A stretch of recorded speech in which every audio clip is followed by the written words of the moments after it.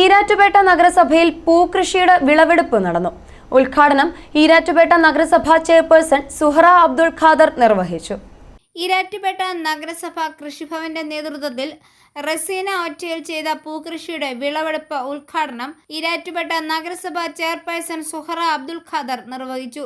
വളരെ കണ്ണിനും കരളിനും കൗതുകമേകുന്ന ഒരു കാഴ്ചയുമായിട്ടാണ് നമ്മൾ ഈരാറ്റുപേട്ട നഗരസഭ ഇപ്പോൾ നിങ്ങളുടെ മുന്നിൽ നിൽക്കുന്നത്. നഗരസഭ 24-25 വാർഷിക പദ്ധതിയിൽ ഉൾപ്പെടുത്തി കൃഷി ഡിപ്പാർട്ട്മെന്റുമായിട്ട് ചേർന്നുകൊണ്ട് ധാരാളം സംരംഭങ്ങൾ നടപ്പിലാക്കുന്നുണ്ട്. ഒരു മുറം പച്ചക്കറി എന്നുള്ള സംരംഭമുണ്ട്. അതുപോലെ തന്നെ പൂക്കൃഷി ഇത് കഴിഞ്ഞ വർഷം നമ്മൾ 28ാം ഡിവിഷനിൽ കുറേയധികം പൂക്കൃഷി ചെയ്തിരുന്നു.